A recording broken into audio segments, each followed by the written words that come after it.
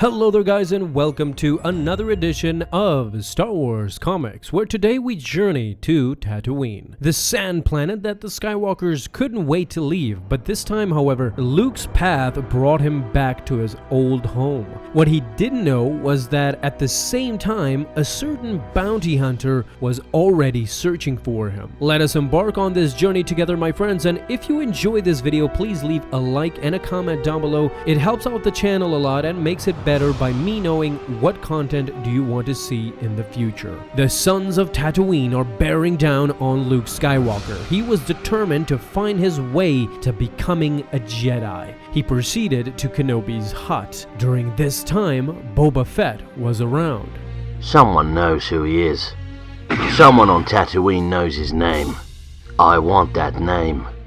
And I don't care who has to die for me to get it. Inside the Chalmun's Cantina, Boba Fett was standing before all the patrons. He was certain that someone in here knows something about the boy in question. Suddenly, somebody said, "The only boy I see here is you, a six-armed monstrosity." This was his response. Good. Fett proceeded to remove one entire arm and two others were broken. This beast of a thing was quickly taken down by the bounty hunter. Now, he asked again, who here knows the boy's name? Wooher, the bartender, answered that they don't know. They saw him a long time ago come in with Kenobi, but nobody actually had seen him before. He looked like a farmer. A young man could be seen sweating bullets. He suddenly panicked, started to run towards the exit. However, he couldn't escape Boba Fett, as the bounty hunter quickly captured him. Now, he had all he needed. The man pleaded, swore he knew nothing, but it was futile. Boba Fett knew all too well why the guy was running. Screams can be heard outside of his torture. Boba Fett mercilessly proceeded to torture him right there in the cantina until he yelled out the name Skywalker.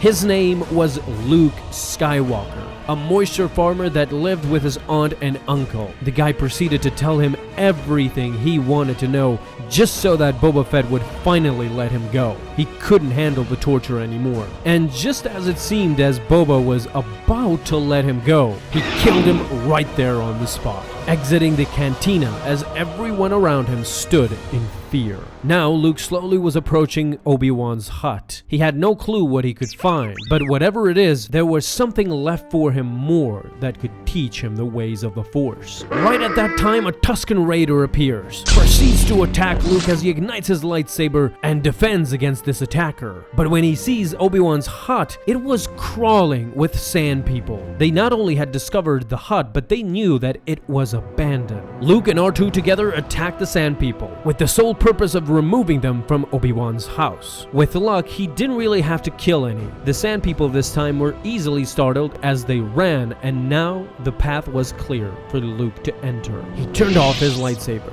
He was at the door. All he felt at this time was anger and frustration. He knew all too well that this was not the path to become a Jedi Knight. He desperately needs answers, and that is precisely why he has come to the hut. As he entered, the hut had become a hot, heaving mess. All the sand people that were crawling around had distorted the entire area into a shambled house. Whatever the situation was, he together with R2 started investigating. He wondered why Ben Kenobi went on to spend all these years in the middle of nowhere, on Tatooine with nobody but himself. Suddenly, R2 comes upon something. It was a book that was titled For Luke. Finally, young Skywalker had found what he was searching for. Right at that time, a flash grenade is thrown inside the hut and it blows up, blinding Luke momentarily. He couldn't see, but behind him was the infamous Boba Fett. He has found his target.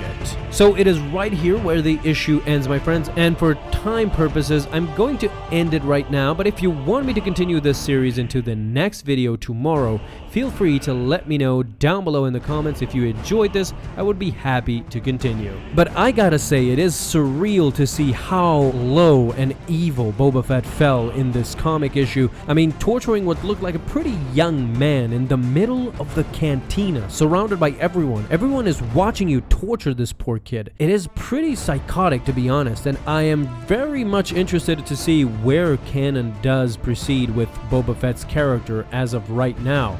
This does not paint him in a good picture, I gotta say. But leave your thoughts and your feedback down below in the comments, my friends. As always, truly appreciate you guys. And before you go, may the Force be with you always.